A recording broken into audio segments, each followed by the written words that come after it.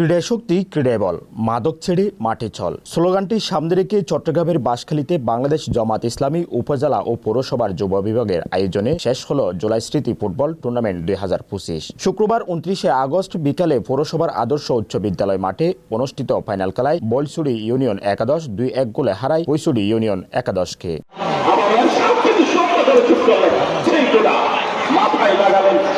এ সময় প্রধান অতিথি হিসেবে বক্তব্য রাখেন চট্টগ্রাম 15 সাতকানিয়া লোহাগাড়া আসনের সাবেক সংসদ সদস্য আলহাজ শাহজাহান চৌধুরী। তিনি বলেন, জুলাই যুদ্ধের শহীদদের রক্তের ঋণ কোনোদিন শোধ করা সম্ভব নয়। বাঁশখালীতে একটি জালামানের স্টেডিয়াম জরুরি প্রয়োজন বলেও মনে করেন তিনি।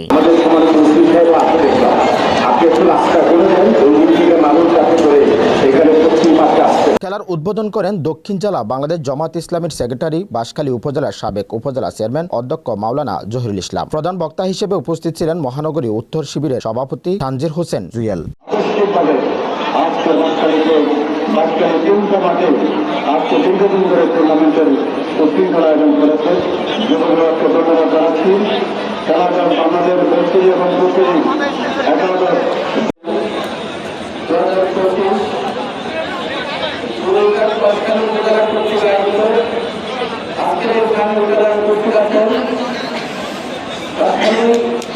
ফাইনাল শেষে পুরস্কার বিতরণী অনুষ্ঠানে বলছড়ি ফরহাদ সর্বোচ্চ গোলদাতা, Rubel man of the match, Abu Saeed সেরা গোলরক্ষক ও Helal man of the match tournament নির্বাচিত হন। সুশৃঙ্খল দল হিসেবে সরল যুব বিভাগ একাদশকে পুরস্কৃত করা হয়। Desk news, Chittagong.